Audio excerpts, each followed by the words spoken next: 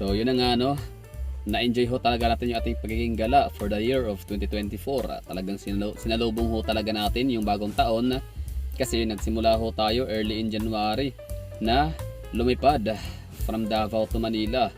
And from Manila ay lumipad papuntang Panglao, Tagbilaran Panglao Airport at naligo sa kanilang napakagandang dagat sa South Palm Beach and nag-enjoy sa tanawin ng Alona Beach Resort. And syempre hindi rin pwedeng hindi ko magawa yung aking pinangarap na makapag city tour ng kanilang Tagbilaran City, the capital city of the province or the capital city of the island. And after ay sumakay ho tayo ng barko, pamunta tayo ng Cebu and nag-witness ng Sinulog Festival. And after ng Sinulog Festival ay inikot ho natin or in-explore no, yung maliit na bahagi ng northern part of Cebu.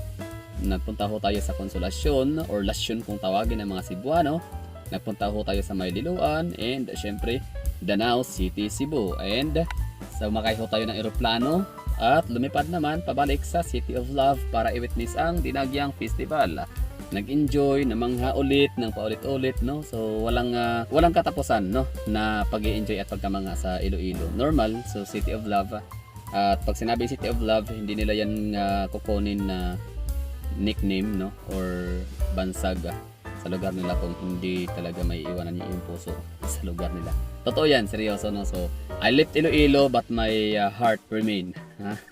Tama ba? Basta sumakay ako ng bus no papuntang Malay Aklan para magpunta sa Boracay, pero yan, my heart left in Iloilo. So ibig sabihin babalik ako doon para yan, babalik ulit ako sa Iloilo kasi ang ganda ng lugar.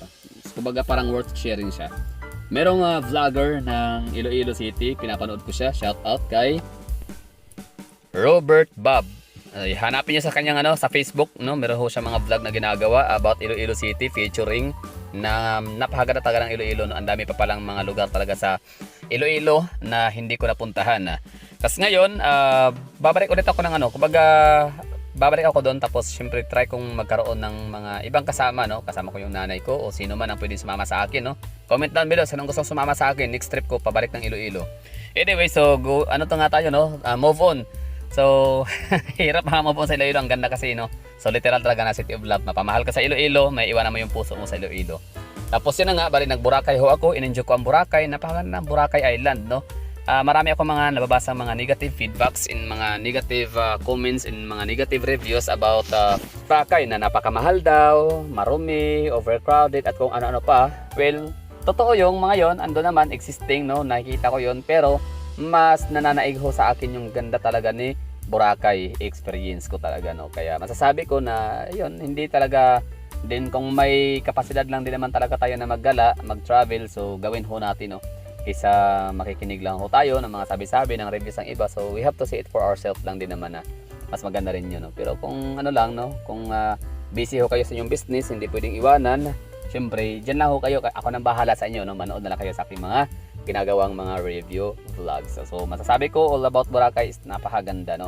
Despite sa mga negative feedbacks and mga negative comments and mga negative reviews, all I can say is still Boracay deserve kung ano man ang level na kanyang fame na nakuha no. Sobrang sikat talaga ni Boracay Island, whole world no, internationally or worldwide.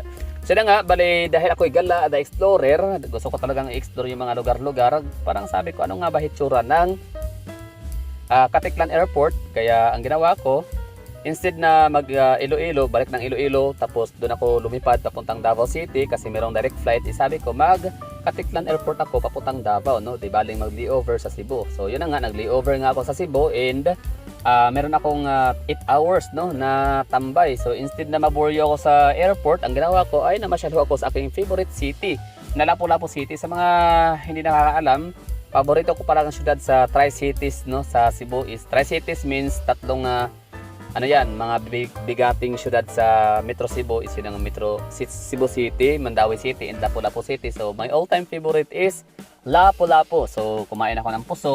Basta may mga vlog din ako doon no, na tapos nagperya pa ako. Ang daming mga bagay nung kabataan ko na ginagawa ho namin, like yung mga pagkain, tsaka yung mga perya-perya, gano'n, mga longgong-longgong, waitika sa mga limbong. Hanggang ngayon ay nag-i-exist pa rin pala talaga siya sa probinsya, no, or sa rehiyon ng Cebu. So nakikita ko yun, na experience ko yun siya sa Lapu-Lapu City ulit. So yun na nga, bali dumating na yung oras na lilipad na tayo papuntang Davao. So yun, na-miss ko ang Davao, and I really miss my hometown Davao. At na-miss ko rin talaga din ang mga taga Davao, no. So mga taga Davao, mag-ingay. So maraming salamat sa mga nag-PM sa akin, nangumusta kung ano nangyayari sa akin, ba't di pa ako bumalik ng Davao, at kung kailan ako babalik ng Davao at araw na. So yun na nga, syempre hindi ko pwede palalagpasin ang araw ng Davao, no. Hindi ako makapag-vlog kasi lugar ho natin ang Davao. So kailangan meron akong maibigay din na balita ho tungkol sa ganap dito sa ating napakamahal din na lupang tinubuan, lupang sinilangan na Davao, Mindanao. So yun lang, enjoy the rest of the vlog. Basta ang ganda ng aking arrive dito sa Davao kasi morning. Tapos ayan, mga kalsada. Tapos punta ako sa Coastal Road. Namiss ko yung yung dagat, yung bundok ni Island Garden City of Samal, at syempre namiss ko talaga yung yung atmosphere ni Davao City. So maraming thank you, no, sa mga nanonood diyan, no, Mapadawawenyo, Ilonggo, Cebuano, Tagalog, Ilocano, basta tayo'y Pilipino. So yun lang, no, halong kamoda mga kababayang mga Ilonggos, amping mga Higala, mga Cebuanos, mga bay, mga miga, no. Daghang salamat, maraming thank you. So yun lang, and to all Davaoenos, so happy 87th araw ng Davao sa ating lahat.